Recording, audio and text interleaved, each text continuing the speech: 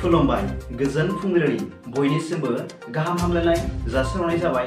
आसा खालामो नोंथांमोनहा गासैबो मोजाङै दं। बे समाव आं नोंथांमोननि सिगाङाव फुंबिलिनि मोननैसो खौरां लाना फैलायबाय। अन्नानै भिडिअखौ स्किप खालामाजासे जोबजासिम नायलांदो।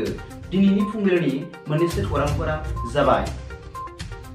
गिबि रादाबाव दं ब्राजिलाव गोब्राब अखा हानाय आरो दैबाना जानायजों आरो हा गिसिखानायजों खमैबो 36 जन सुबुंफ्रा मैया जिउ गोमाजादों आरो गोबां सुबुंफ्रानो जखम जादों होनना मिथिनो मोननाय जादों।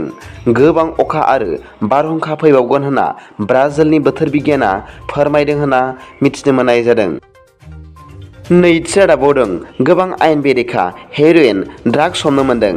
मिथिनो मोननाय बादिब्ला मैया करिमगन्ज पुलिसनि गोख्रों सिग्रोमनायनि गेजेरजों खाथि खालानि गुबुन हादरनिफ्राय फैबाय थानाय खाथखाथि होननाय जायगायाव गंसे ट्राक गारिनिफ्राय सिग्रोमनायनि गेजेरजों 4.109 केजि हेर'इन ड्राग्स हमनो मोनदों होनना मिथिनो मोननाय जादों।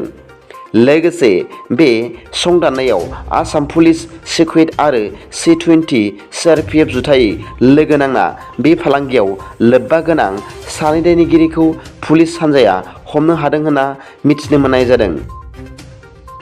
थामथि रादाबाव दं मैया AGPनि जयेन्ट सेक्रेटारि मानाव गेदेर कास्टम बसुमतारी बिथाङा BJP सरकारखौ थांखिनानै आरो आसामनि गिबि मन्त्रि मानाव गेदेर डक्टर हिमन्त बिश्व शर्मा बिथांखौ थांखिनानै खौरांगिरिफोरनि सिगाङाव गोख्रों रावजों फोरमायनानै बुंदों दि BTRआव पलिटिकेल पावार आरो बर'फोरनि जेसेबां साख्रि मोननांगौ बेनि मोन्थाइखौबो हिमन्त बिश्व शर्माया फोजोबस्रांदों होनना फोरमायदों।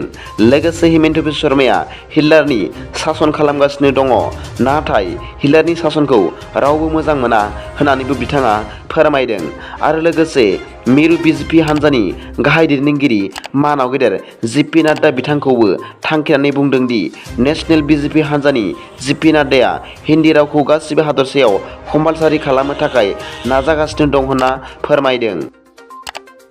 ब्रैथि रादाबाव दं BPF दोलोनि आफादखौ गोख्रों खालामनो मैया उदालगुरि जिल्लानि खैराबारियाव थानाय महिरंग बावथिनासालियाव खुंनाय मोनसे मावसुमा बादायाव बाहागो लायो दोलोनि आफादगिरि हाग्रामा महिलारि बिथाङा। बाहागो लाना दोलोनि मावथिफोरनि गोसोआव बोलो लाबोयो।